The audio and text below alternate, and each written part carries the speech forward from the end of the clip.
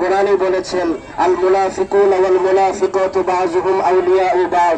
মুনাফিক কাফির গোষ্ঠীরা কখনো মুসলমানদের বন্ধু হতে পারে না। ইসরায়েল এবং আমেরিকা এরা কখনো আমাদের মুসলমানদের বন্ধু হতে পারে না। আজকে ইরান ধরেছে, আগামীকাল সৌদি আরব, কাতার ধরবে, আবার বাংলাদেশকেও তারা ছেড়ে দিবে না। এবং কাফের বেঈমানদের একটাই টার্গেট, মুসলমানদেরকে মাথা উঁচু করে দাঁড়াতে তারা দিবে না। এই জন্য এখনো সময় আছে।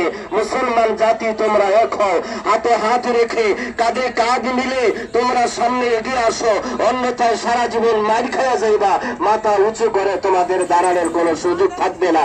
আজকে ইরানের মুসলমান মার খাচ্ছে না, আজকে আমার ভাই মার খাচ্ছে, আজকে আমি মার খাচ্ছি। আজকে ইরানের ছোট ছোট বাচ্চারা মারা যাচ্ছে না, মারা যাচ্ছে আমার সন্তান, আমার প্রতিবেশী। এতটুকু অনুভূতি যদি আপনার হৃদয়ে না আসে, আল্লাহ রাসূল বলেছেন তুমি মুসলমান মুমিনের কাতারে আসো নাই।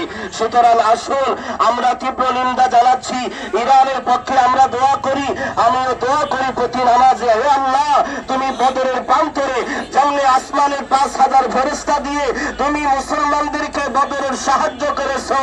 আজও সেই ইরানের মুসলমান যারা জীবনের শরীরের শেষ বিন্দু রক্ত দিয়ে যারা আজও ইসরায়েলের এবং আমেরিকার বিরুদ্ধে লড়া ধরে যাচ্ছে, সারা বিশ্বের মুসলমান শুধু তাকিয়ে দেখছে, ইরানের উপরে মিসাইল মারছে, বাচ্চাদেরকে আঘাত করছে।